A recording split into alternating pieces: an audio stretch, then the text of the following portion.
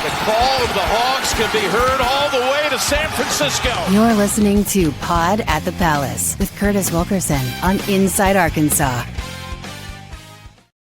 Good morning, everybody. Happy Tuesday. Happy game day. And welcome back to the Pod at the Palace. I'm your host, Curtis Wilkerson with Inside Arkansas. Shout out to the coffee club. How we doing this morning? Hey, listen, we tried to warn you about that Fayetteville fade, didn't we? We talked about it yesterday. The Razorbacks dropped 7 spots in the AP poll to number 21. I mean, I don't know about y'all. I expected a drop, maybe 3 spots, 4 at the most. 7 feels a little bit harsh, man. I'm not going to lie. But I see 7 ranked-on-ranked matchups this week in college basketball. So I expect 7 teams who lose to face similar fates when this AP poll updates next week. But the heck with the polls, man. Arkansas is back in the classroom for the next couple weeks. You basically have 4 quizzes, and then you have another big test waiting for you on Thanksgiving Day against Duke, right? It starts tonight, though, in Fayetteville. This is all building towards that. And no, yeah, the players don't get to overlook any opponents, whatever. They got to be locked in on all the games. We don't have to. It doesn't matter how I feel about it. This is all about taking a step in the right direction to get ready for your next showcase opportunity and building some style points along the way. Let's call this a Take It Out Tuesday. And it's kind of why I love a quick turnaround, honestly. There's no better way to get over a loss than to turn around and play another game real quick. If you're still irritated over that loss to Michigan State, fellas, take it out on Central Arkansas tonight. All that bad stuff that happened that cost you in the game, take that out with the trash, get rid of it, and get dialed in on getting better every single game here moving forward. Arkansas and Central Arkansas. Arkansas and UCA, a little in-state tilt at Bud Walton Arena tonight, 7 p.m., SEC Network Plus. We got a full preview coming your way here. We're going to talk about UCA and the matchups a little bit, but this one is really all about Arkansas, cleaning some things up and taking a step back in the right direction. Get right game, whatever you want to call it. Get that taste out of your mouth game, whatever. We have several keys to watch for the Razorbacks. We're going to be setting some lofty stat goals in this game because I've got lofty expectations for the Razorbacks. We're going to have our best bets, bold predictions, a pick to click, a final score. All those things are going to be there today. So let's jump right into it. But first, let's tell you about our sponsors for today's show. It's Blue Ember Smokehouse. Folks, it's a family-owned smokehouse specializing in handcrafted barbecue. It's the real deal. From tender brisket to home-cooked sides, you'll find a hearty meal for every member of the family. And if you're looking for a way to feed the family on Thanksgiving, the holiday season, check out Blue Ember. They got some really good deals over there. Whole turkey that feeds 18 to 20 for $70. You can get the turkey breast that'll feed about 12 to 14 for $54.95, or a whole ham that feeds 18 to 20 for $65. They've got all the side options as well, half pan or full pan, mac and cheese, green beans, potato salad, baked beans, and sweet potato casserole. All you got to do is hit them up. Orders need to be put in by November 21st, and they'll be ready for pickup by November 26th. You can check out their website, www.blueembersmokehouse.com, or you see the numbers right there on your screen for all 6 of their locations in the Natural State: Fort Smith, Jonesboro, Texarkana, Little Rock, Hot Springs, and Rogers. Thank you for supporting your local Blue Ember Smokehouse. Okay, show me my opponent, right? That's what we're trying to get into here. Central Arkansas. What do we need to know about the Bears? None of the like the fancy graphics and stuff that we had for Michigan State. We'll do that for the big games and everything, but let's make that part of it simple. Arkansas has the advantage at every position. Check, and in every category that you can imagine in this game. That's just the way that it is. I looked over at KenPom this morning. Central Arkansas, they currently sit at 345th out of 365 Division I basketball teams. So, another 1-1 on the season. Very interesting set of games here. I don't know that we can really take anything away from what they've done so far. They lost by 40 on the road at North Carolina. So there's a baseline for maybe what should happen this evening. That was their season opener, and then they won by more than 40 at home over a school called Champion Christian.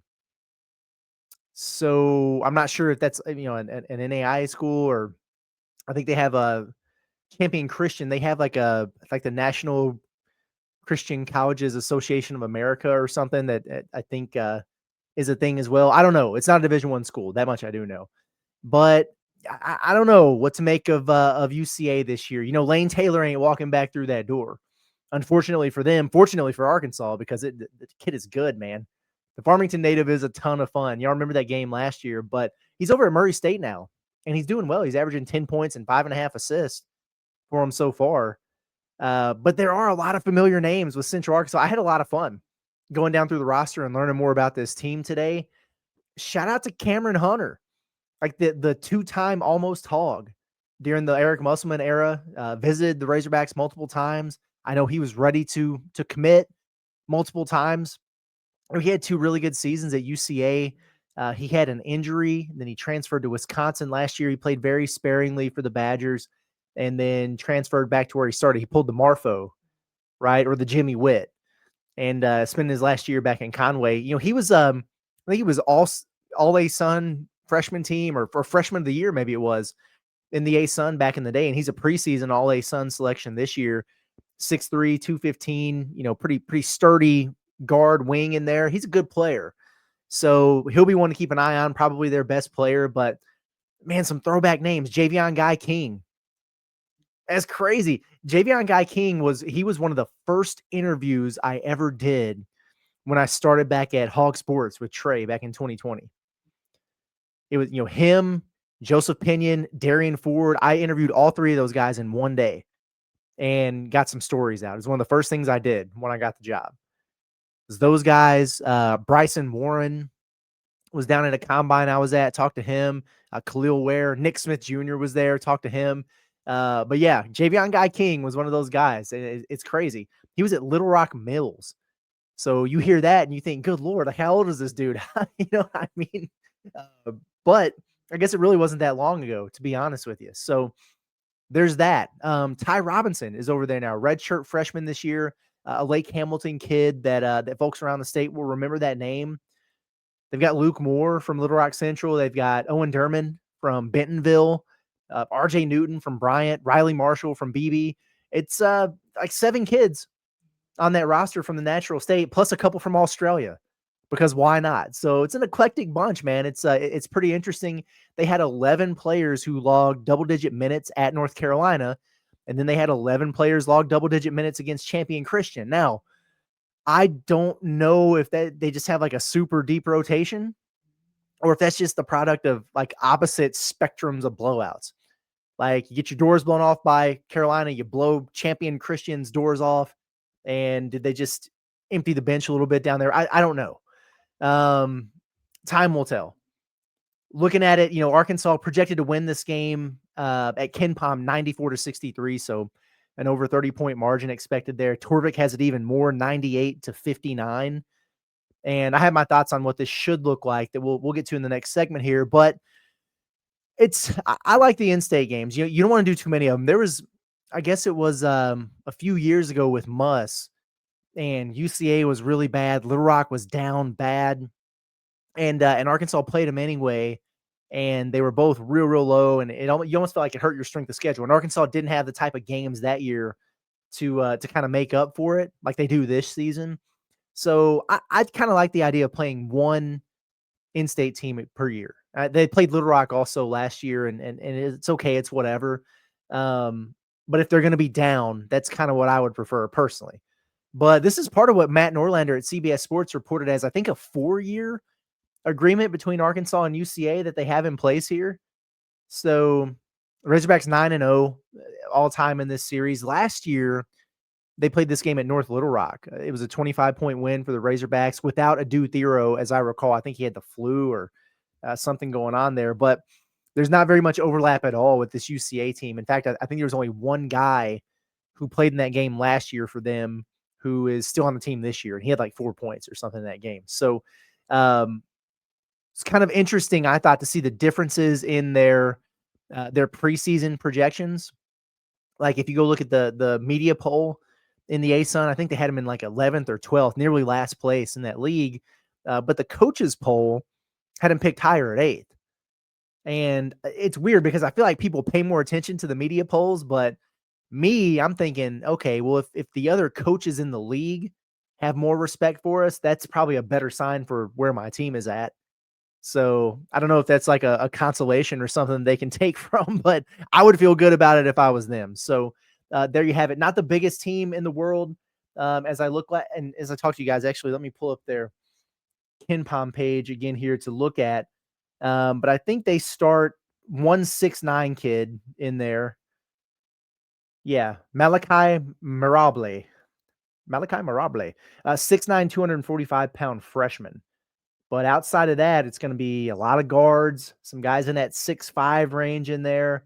They got another 6'9" that they play. He's a freshman. So, man, if I'm an Arkansas team who's, kind of struggled on the backboards and, with physicality and stuff in the paint, I got to just be looking at this thinking it's time to feast, fellas. We'll see. And hopefully they drain some threes. And if they don't and it's clogged, they can just call Drain Masters of Arkansas to take care of them. Drain Masters are officially licensed in plumbing and drain cleaning while serving the River Valley, Northwest Arkansas, Oklahoma, and beyond. They're ready to handle all plumbing and drain cleaning needs, even the rims at Bud Walton Arena, with professional, reliable service. To request a service, give them a call today at 479-646-5585, or you can scan that QR code right there in the middle of your screen. You can also like their Facebook page at Drain Masters Inc. Be sure to tell them that Inside Arkansas sent you and get 10% off all of their services. Anything and everything plumbing related, no job is too big or too small. It's Drain Masters of Arkansas. They've got you covered. Okay. What to watch for Arkansas in this game? I mean, several things that we can get to here. Honestly, I think it needs to start probably with hunger, right? And this is not to say that they weren't hungry against Michigan State. No, they played hard as heck over there, and plenty of want to over there. But now you want to get that taste out of your mouth. You know what I mean? Like it's tough after playing a road game like that, an environment like that, and you're pissed off, and now you got to come home and you're playing a lesser opponent. No disrespect, but it's just the facts of the matter here. Probably going to be a little bit of a sleepy Bud Walton Arena. Like I don't expect it to be a huge crowd in there. I wish it was. I hope it is, but I'm not necessarily expecting that. So you got to create your own motivation and go out there and get better, because chances are Arkansas could probably, sleepwalk through this game and win comfortably. But we don't want that. You want them to improve. Right? Kind of like we said yesterday, why don't you overcorrect in some of the areas that you struggled with in a game that you should, frankly. So the last thing this team needs or anybody wants to see is like a Michigan State hangover or a lack of focus or energy out of the gates. I have a feeling that this group is going to be super motivated and anxious to get back out there on the floor. And frankly, it would be kind of nice to see them take out their frustrations on their in-state brethren here. Love UCA. I'm pulling for those guys, man. I hope they win every single game the rest of the year. Besides this one, they might need to catch a beatdown Tuesday night. How does Carter Knox look? If he's not healthy, sit him. If he is, sure would like to see a bounce back game here, right? And I know I said in the post-game show, if Carter doesn't take double-digit shots against UCA, I'll lose my mind. I'm going to stand on that, but I'm just looking for progress. You know what I mean? That was a pretty rough outing for Carter. He just looked out of it, out of sync for whatever reason. And that's very unlike him. He's played so well for Arkansas. Once the switch kind of flipped on for him last year, he was really good for the Hogs throughout SEC play, especially the back half of the schedule there, all the postseason. He was just awesome. And I just choose to believe that what we saw on Saturday was an anomaly. Like we said, we were talking about kind of what are we actually concerned about, and what are we maybe not sweating so much based on what went down over there in East Lansing. Carter Knox is one of those that we're not sweating. It's just a matter of time. Now, is it going to take a few games, or is he going to be able to lock in right away? I hope he goes out there and crushes it this evening. So let's see him get some of these wing threes off, man. I think he's going to be a guy that can really help Arkansas from three this year. He helped him last year. So let's see you get some of those attempts up. Let's see you get downhill without falling down face first, right? Like, this is a get-right game that I think our man Carter Knox could use. So that's something I'm certainly going to have my eyes on. If it's a get-right game for Carter, how about a wake-up game for Malik Ewan? Like a welcome to the Razorbacks game for Malik Ewan, because we're waiting, right? I'm still holding on to belief that it's in there, but time to show us something. Let's see those signs of life, buddy.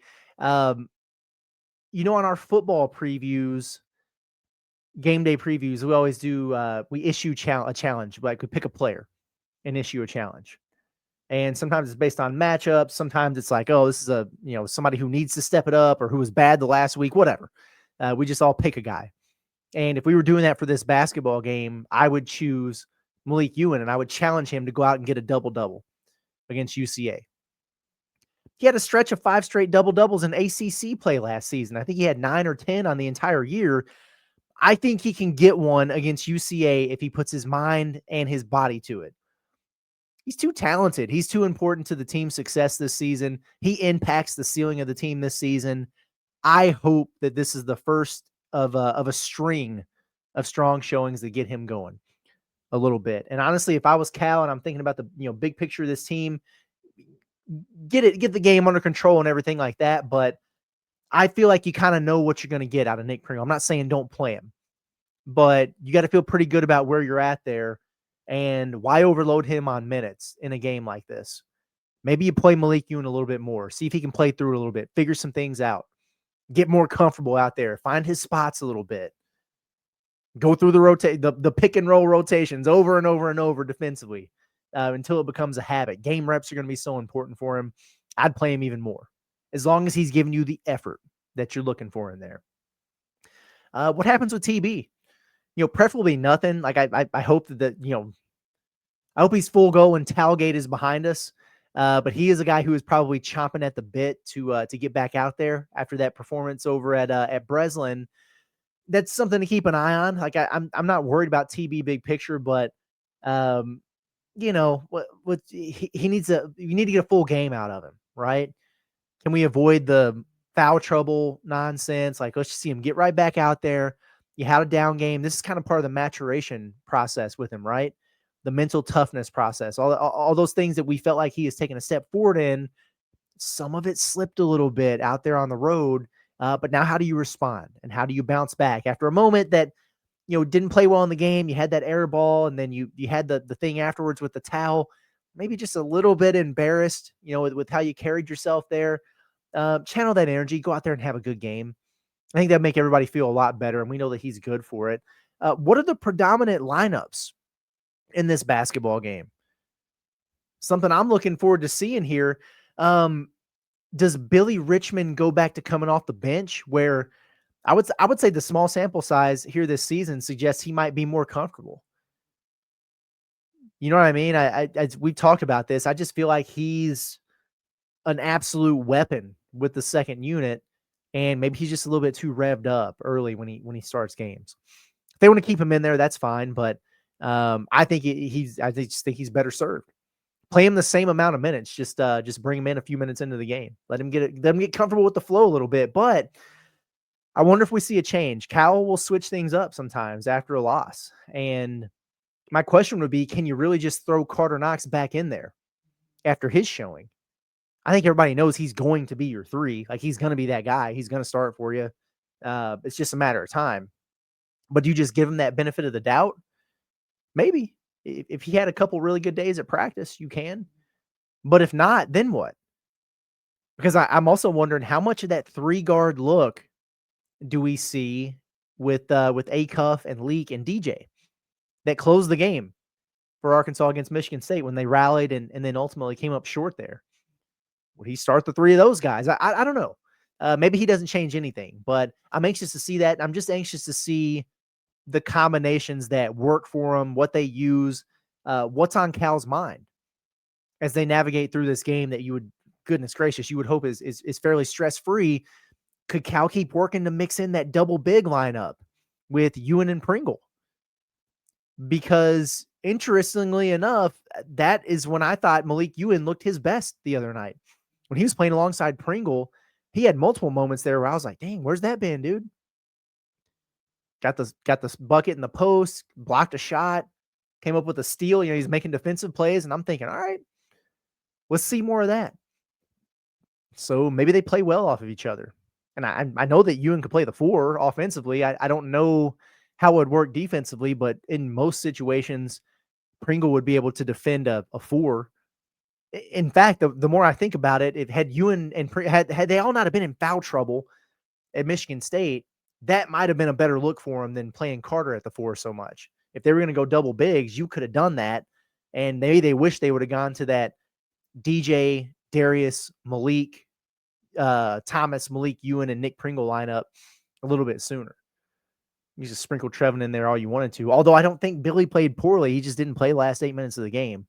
Carter at Michigan State, no disrespect, man, but I get it in terms of not going back to him there.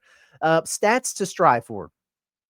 We're gonna get lofty here because I'm expecting a pretty emphatic effort from Arkansas. I'll be disappointed if they don't come out there and look really sharp and motivated. How about over 100 points scored? Crack the century mark. They've scored it so well, and up to Saturday. The exhibition games against Southern, the offense looked phenomenal, unstoppable. And then you hit a lull. 66 points at Michigan State, under a point per possession. Half court was, a little bit stagnant in there. You didn't shoot it as well as you have been. Kind of got back to missing some free throws. Let's not revert back to bad habits there. This is a team that Arkansas should have no problem scoring against, so go do it. And no mercy, in my opinion. Over 100 points scored, under 70 points allowed. And I wanted to say under 60, and frankly, they should hold Central Arkansas under 60, but as fast as Arkansas plays, there's going to be quite a few possessions. So I don't want to be too unreasonable. Lofty, but not unreasonable. I think just plus 15 minimum on the boards. Arkansas needs to be in this one. Like, dominate the glass. And fewer than 10 offensive rebounds allowed.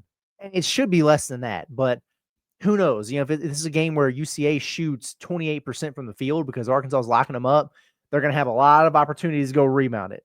You know what I mean? But keeping that in single digits, this is nonsense. And that's going to be a goal for, I think, all 4 of these games.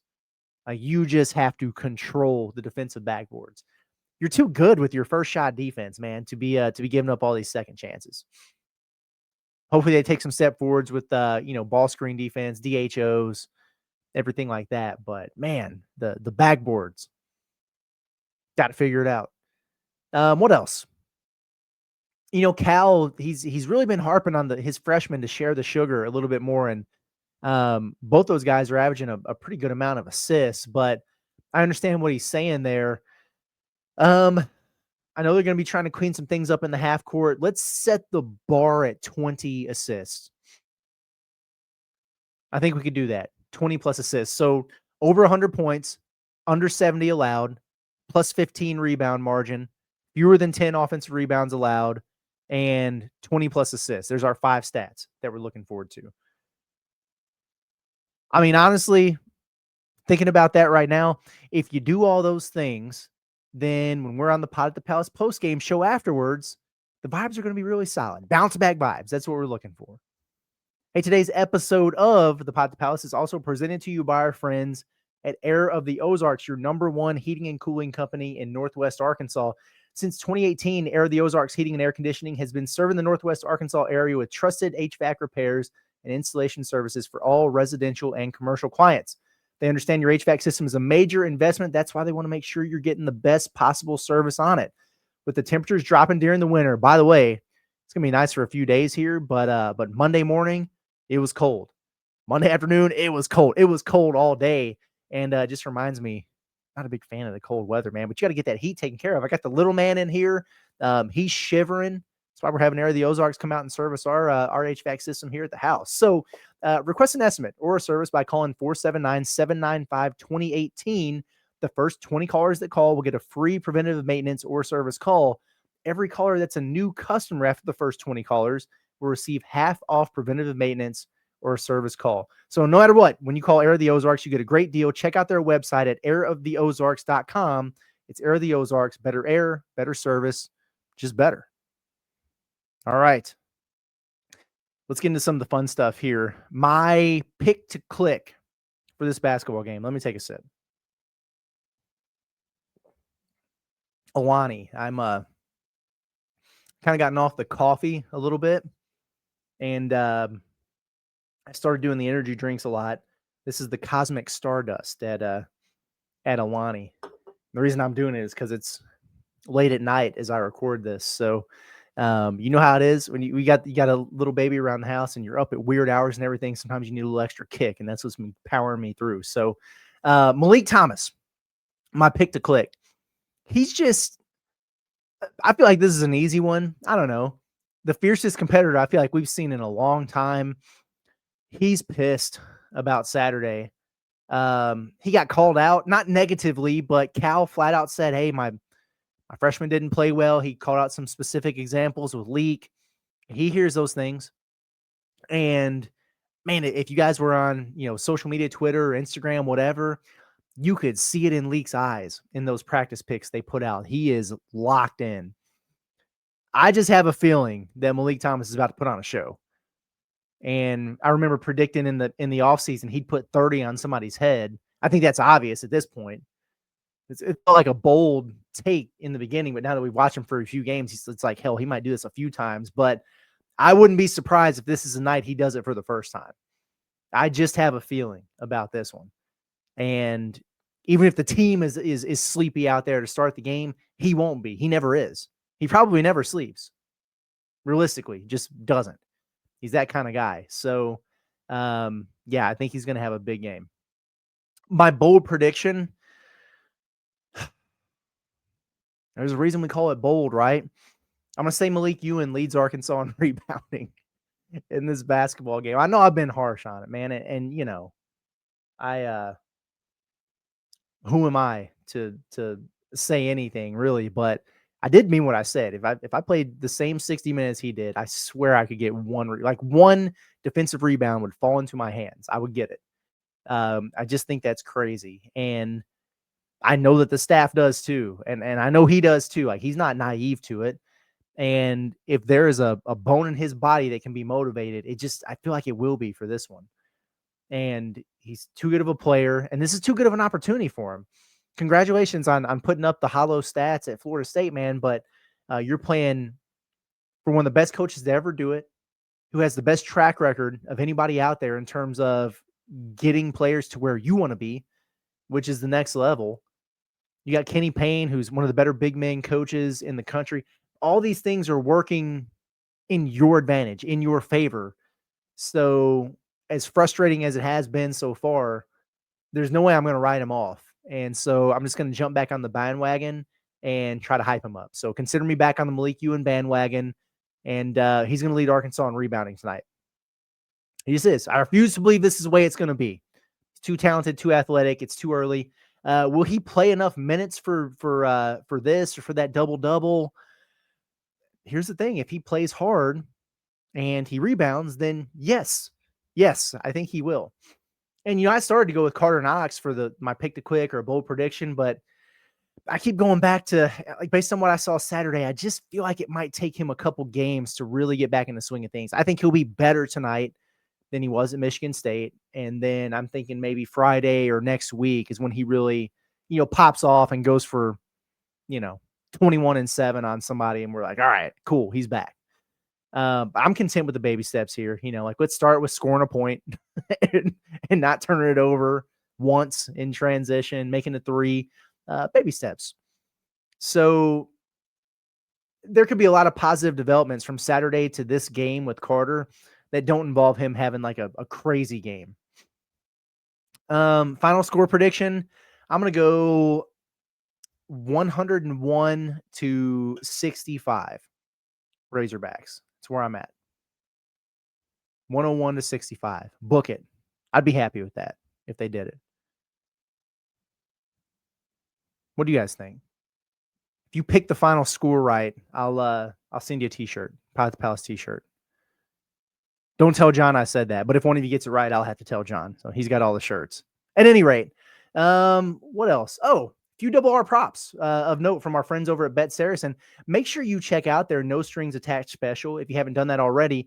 This is for new users. You can bet $25 and get $125 in bonus bets instantly.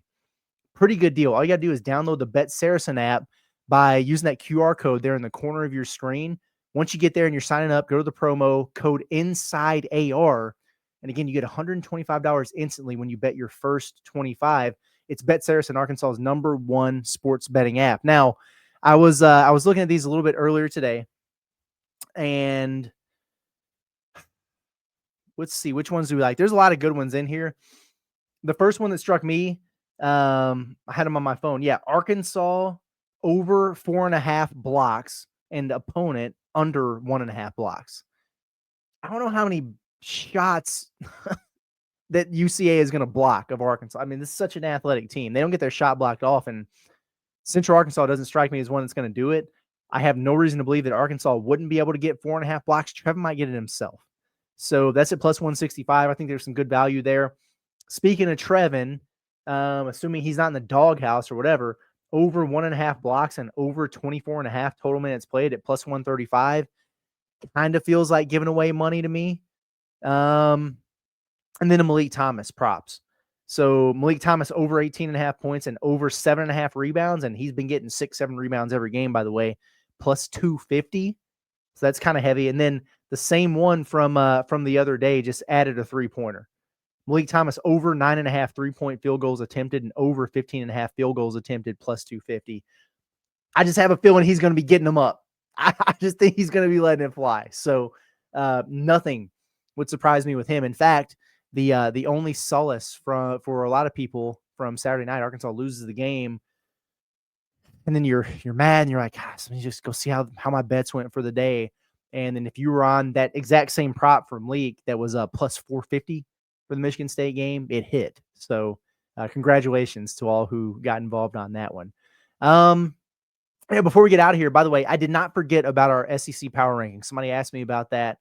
I said I was going to update them every Monday, and I intended to do that for yesterday's show, but the more I looked through it and was thinking about it and was trying to order the teams and everything, it did just feel a little bit pointless.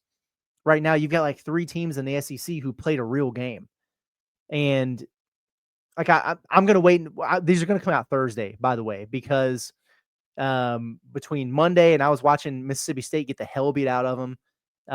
And between Monday and Wednesday, you're going to have a majority of the teams in this league will have been tested in some way, like it played a high major team, whether it's a real good one or not. That's the case. I think Florida plays Florida State. Kentucky obviously travels to Louisville. Missouri's got Minnesota. There's several games like this. So we'll be able to have, I think Ole Miss and Memphis play.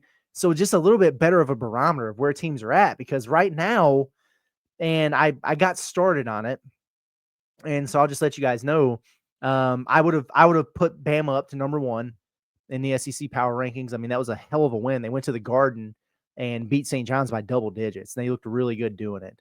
And that's the best win anybody in the SEC has right now. And I already had them right there behind Arkansas. So I would have jumped them over to the top there. I really wouldn't have punished Florida and Arkansas for losing close to really good teams. You know, Florida lost that game. I think it was overtime maybe with Arizona, who was really good. Arkansas obviously on the road at Breslin against Michigan State, where they just don't lose. I'm not going to drop them a ton when other teams are just beating up on quad 4 opponents. You know what I mean? Arkansas and Florida have both done that in their other games. Like it's no different than what anybody else has done. They just challenged themselves a little bit earlier. So,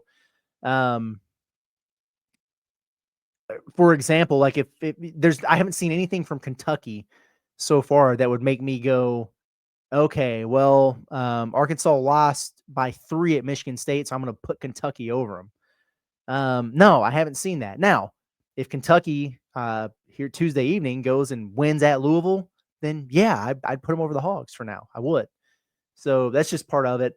We'll have a better barometer to be able to figure that stuff out after a couple of days here. Here I go doing the 6. I wasn't even trying to do that, but we'll take a look at that. So far, off the top, Vandy has impressed to me. Like they haven't really played anybody, but they look the part. They're passing the eye test. Auburn is not passing the eye test. Mississippi State and Oklahoma are 2 teams who have tested themselves early and looked really bad doing it. Like Florida and Bama and Arkansas did it. A couple of them lost, but they looked pretty solid in the process there. Like you don't feel any different about what you've seen, but I watched a good bit of Gonzaga putting it on Oklahoma, and then Iowa State putting that work on Chris Jans and the boys. And I was thinking, I don't know, man. Especially with Oklahoma, because you guys know how high I was on, or how high I've been on them. They didn't look good Texas A&M took a nasty loss there. I already kind of had them low, but at any rate, be on the lookout for those on Thursday. And then our SEC Hoops podcast is going to start really as soon as we wrap up football season here. That way we have a little bit more breathing room with all the coverage and stuff that we got going on. So looking forward to all that, but had a few people ask me like, dang, we're the first week. Where are they at? I don't know, man. Just need to see a little bit more before we start doing this kind of thing. So appreciate everybody. Hey, remember the Pot at the Palace post-game show will go live immediately following the game tonight, Arkansas and UCA. Make sure you got it figured out. I know they're still having the whole issue with Disney, ESPN, everything like this. This is an SEC Network Plus basketball game. And so I know it can be a little bit confusing there. The best option if you're in Northwest Arkansas is to come to the game. Just come to the game. Come and try to attend. I know it gets tricky out there sometimes with parking, and man, I've seen some ticket prices they're just ridiculous, but you can find them for a reasonable price. And honestly, hit up John Neighbors, because a bunch of people who can't go to the games, they will transfer their tickets to him, and John is just got people in his DMs all the time looking for tickets, and a lot of times he can get you in for super cheap or for free or whatever. So check with him, and he'll help you out there. But I'm out of here. We'll see you guys this evening. Everybody enjoy the game. Enjoy the rest of your day. It's been Curtis Wilkerson with Inside Arkansas and the Pot Palace. See you guys afterwards.